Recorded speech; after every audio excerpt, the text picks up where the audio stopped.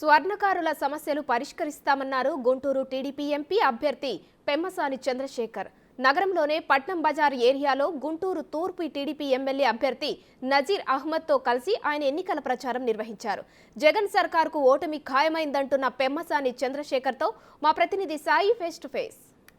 Guntur east నియోజకవర్గంలో TDP ప్రచారం జోరుగా సాగుతున్నటువంటి పరిస్థితి ఉంది. అయితే ప్రతి గడప గడపకు వెళ్ళి కూడా అక్కడ సమస్యల్ని ఇటు ఎమ్మెల్యే అభ్యర్థి అయినటువంటి నజీర్, అదేవిధంగా ఎంపీ అభ్యర్థి అయినటువంటి పెమ్మసాని చంద్రశేఖర్ ప్రతిదీ తెలుసుకుంటున్నటువంటి పరిస్థితి ఉంది. ఈరోజు పట్నం బజార్, గుంటూరులో ప్రధానమైనటువంటి ఏరియా అయినటువంటి పట్నం బజార్లో ప్రచారం సాగుతుంది. ఎట్లా రెస్పాన్స్ ఉంది, అక్కడ ప్రజలు వారికి ఎటువంటి సమస్యలను చెప్తున్నారు అనేది వాళ్ళతో తెలుసుకునేటటువంటి ప్రయత్నం చేద్దాం. సార్, ముందుగా చెప్పండి, పట్నం బజారు అతి ముఖ్యమైనటువంటి ఏరియా ఈస్ట్కి సంబంధించి ఎట్లా ఉంది ఇక్కడ పరిస్థితి? ప్రజల నుంచి మీకు ఏం సమస్యలు ప్రధానంగా వస్తుంది? ఇక్కడ ఏంటంటే ఎక్కువ మంది పాపం ఈ స్వర్ణకారులు వర్కర్స్ ఉన్నారు ఎక్కువ. ఇక్కడ షాప్ యజమానులు అంటే కొద్దిగా గొప్ప బిజినెస్ తగ్గిన ఎటో విధంగా వాళ్ళు బయటపడగలుగుతారు. కానీ వర్క్ చేసుకునే వాళ్ళకి ఏంటంటే చాలా ఇబ్బందిగా ఉంది. ఒకప్పుడు వాళ్ళ ఆదాయం 30-40 వేలు వచ్చేదంట, ఈ రోజున 15,000, 10 నుంచి 15 అని చెప్తున్నారు. ఎందుకు అంటే వాళ్ళు చెప్పే మెయిన్ రీజన్స్ ఏంటంటే, ఒకటి ఈ చుట్టుపక్కల ప్రాంతం క్యాపిటల్ లేకపోవటం, కానీ ఓవరాల్గా ఎకనామిక్ డెవలప్మెంట్ లేకపోవడం ఒక కారణం అయితే, రెండోది పెద్ద పెద్ద కార్పొరేట్ గోల్డ్ సంస్థలు రావటం, కన్జ్యూమర్స్ కూడా వాటికి ఆకర్షితులు అవటం. సో వీళ్ళకి వర్క్ తగ్గడం అనేది జరుగుతూ ఉంది. వాళ్ళు తెలుగుదేశం పార్టీ తరపు నుంచి ఆ పర్టికులర్ వాళ్ళకి ఏదన్నా చేయమని అడుగుతూ ఉన్నారు. సో మేము కూడా చూస్తూ ఉన్నాం. చెప్పింది ఏంటంటే, ఎలక్షన్ అయిపోయిన వెంటనే ఒకసారి పాజిటివ్ ఎకనామిక్ డెవలప్మెంట్ వస్తే ఆటోమేటిక్గా 40,000 కాకపోయినా కనీసం ఒక 25,000 కన్నా ఇమీడియట్గా బెనిఫిట్ అవుతుందని నేను అనుకుంటున్నాం.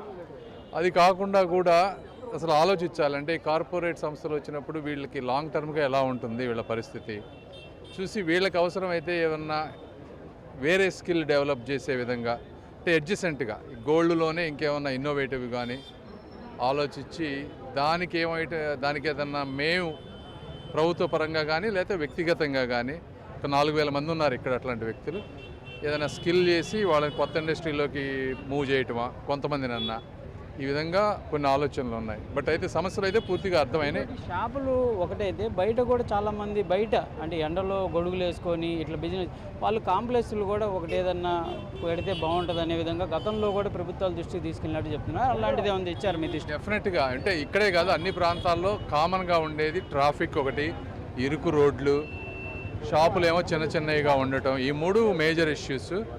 సో వీటిని ఏదన్నా ఒక క్లస్టర్ బ్లాక్ డెవలప్మెంట్ లాగా తీసుకొని మధ్య మధ్యలో ఏదైనా పార్కింగ్ స్పాట్స్ బిల్డ్ చేయటం కానీ, లేదంటే కొంచెం పెద్ద షాపింగ్ కాంప్లెక్సెస్ కట్టడం కానీ, ఇవన్నీ కూడా చేయాలి. ఇమీడియట్గా 6 నెలల్లోనూ 1 ఇయర్లోనూ ఇవన్నీ అవుతాయని నేను అనుకోను. కాకపోతే ఒకసారి దాని మీద దృష్టి వచ్చింది కాబట్టి నెక్స్ట్ 5 ఇయర్స్లో ఏదో విధంగా బెనిఫిట్ అయ్యే విధంగా ప్లాన్ చేస్తాం.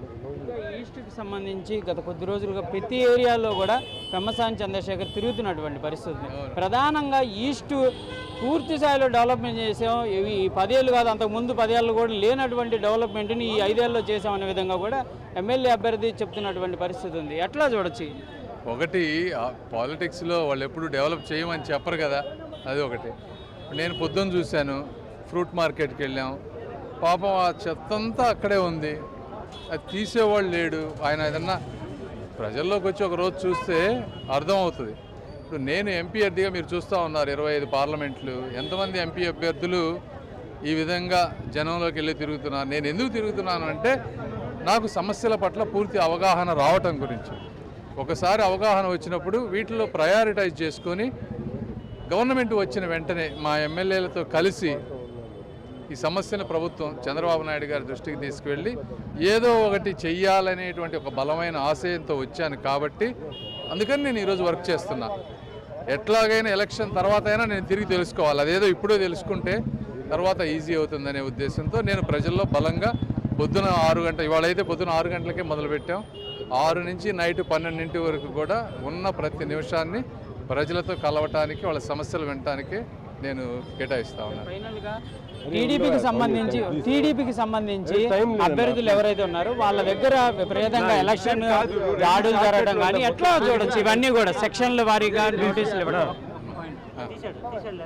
ఇప్పుడు నిన్న కొన్నూరు నెల్లూరులో జరగడం కానీ తర్వాత బాపట్లలో జరగడం కానీ గుంటూరులో కూడా. ముందు కూడా చెప్పాను, వైసీపీ వాళ్ళు ఒక దాడుల దౌర్జన్య సంస్కృతి అనే మత్తులో ఉన్నారు, ఇంకా దిగినట్లేదు. బట్ ఇది కాలం ఎప్పుడు వాళ్ళదా ఉండదు, మా టైం కూడా వస్తుంది. కాబట్టి ఇది మంచిది కాదు, మనందరం కలిసి ఉండాల్సిన వ్యక్తులం. కాబట్టి అది ఆ సంస్కారం మంచి సంస్కారం కాదు. మేము ఒక పాజిటివ్ డెవలప్మెంట్ యాటిట్యూడ్తో వెళ్తున్నాము. ఈ గొడవలు ఇవన్నీ ఏంటంటే బిజినెస్ చేసుకునే వాళ్ళకి ఎలక్షన్ కమిషన్ కూడా ఎలక్షన్ కమిషన్ కూడా ఇన్వాల్వ్ చేస్తాం, ఎట్లాంటి మరీ శృతి మించితే ఏదైనా సరే. Thank you. ఇది పెమ్మసాని చంద్రశేఖర్ చెప్తున్నటువంటి పరిస్థితి ఉంది. ప్రధానంగా కూడా నోటీసుల అంశానికి సంబంధించిన దాంట్లో కూడా ఎలక్షన్ కమిషన్ కూడా కావాలని వ్యక్తిగతంగా కనుక ఆ కాంట్రవర్సీల జోలికి వెళ్తే మేము కూడా ఏ విధంగా ముందుకు వెళ్ళాలని దానిపైన చేస్తామనే విధంగా కూడా పెమ్మసాని చంద్రశేఖర్ అయితే చెప్తున్నటువంటి పరిస్థితి.